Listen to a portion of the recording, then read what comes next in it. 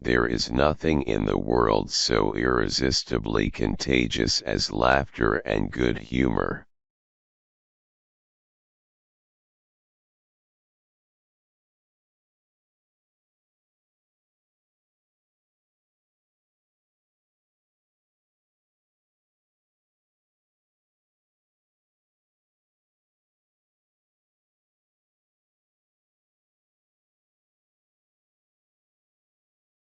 Charles John Huffam Dickens FRSA 12/Dickens/ February 7, 1812 to June 9, 1870, was an English writer and social critic.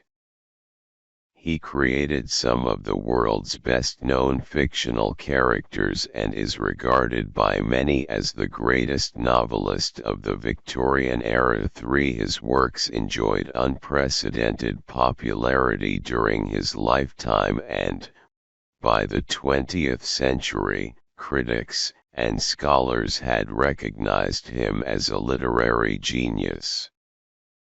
His novels and short stories are widely read today. 5.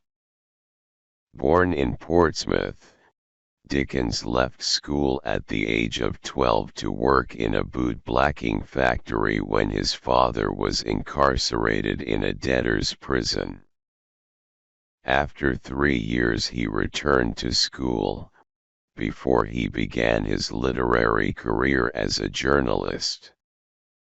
Dickens edited a weekly journal for 20 years, wrote 15 novels, 5 novellas, hundreds of short stories and non-fiction articles, lectured and performed readings extensively, was an indefatigable letter writer, and campaigned vigorously for children's rights, for education, and for other social reforms.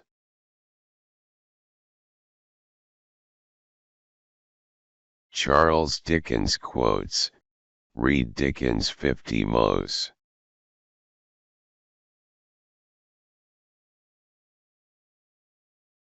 I loved her against reason, against promise, against peace, against hope, against happiness, against all discouragement that could be.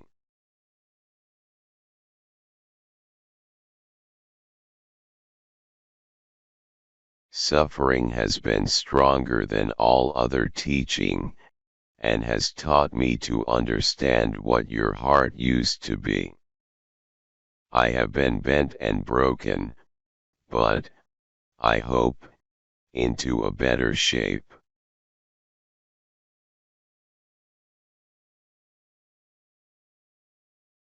Have a heart that never hardens, and a temper that never tires, and a touch that never hurts.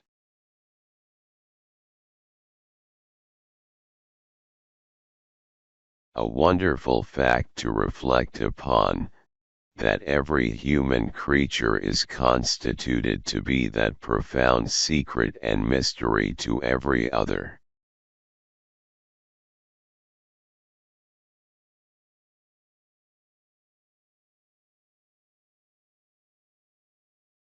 It is a far, far better thing that I do, than I have ever done.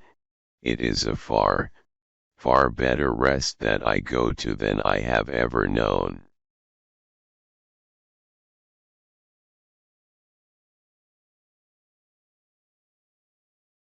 Heaven knows we need never be ashamed of our tears, for they are rain upon the blinding dust of earth, overlying our hard hearts. I was better after I had cried, than before, more sorry, more aware of my own ingratitude, more gentle.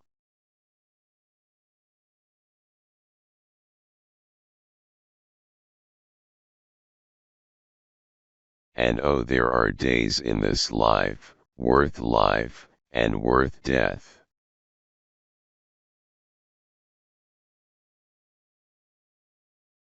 It was the best of times, it was the worst of times, it was the age of wisdom, it was the age of foolishness, it was the epoch of belief, it was the epoch of incredulity, it was the season of light, it was the season of darkness, it was the spring of hope, it was the winter of despair.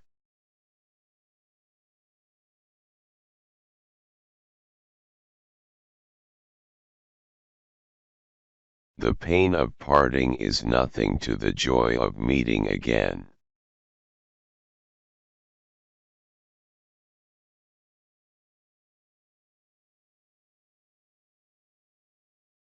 It is a fair, even-handed, noble adjustment of things, that while there is infection in disease and sorrow, there is nothing in the world so irresistibly contagious as laughter and good humor.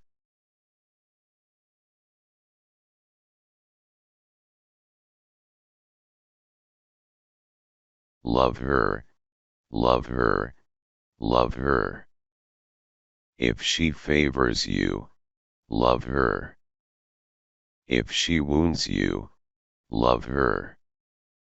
If she tears your heart to pieces, and as it gets older and stronger, it will tear deeper, love her, love her, love her.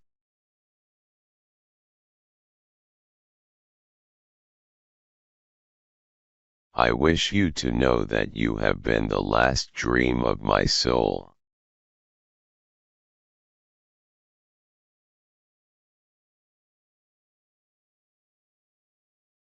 In a word, I was too cowardly to do what I knew to be right, as I had been too cowardly to avoid doing what I knew to be wrong.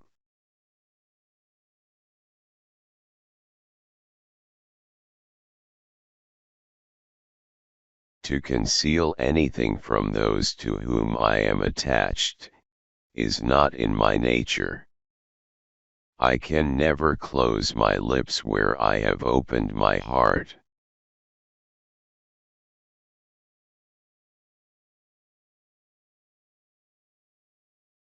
It was one of those March days when the sun shines hot and the wind blows cold, when it is summer in the light, and winter in the shade.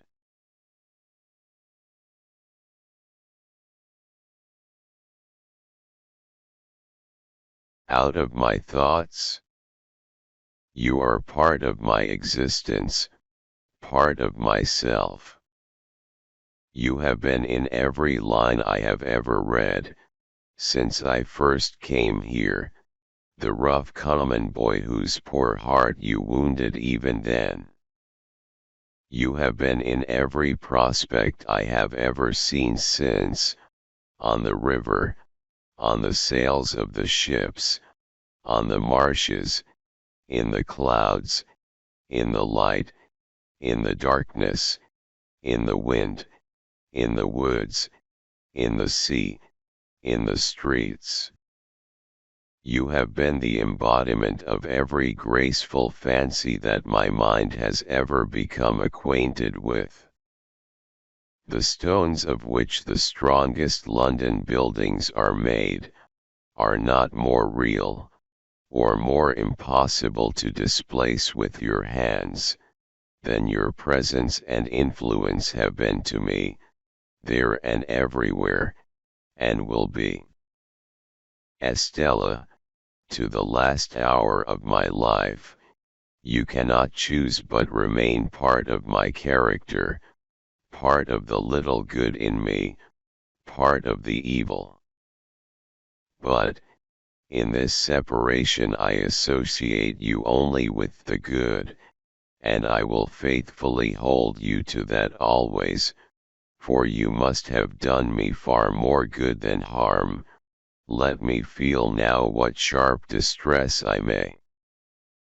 O God bless you, God forgive you.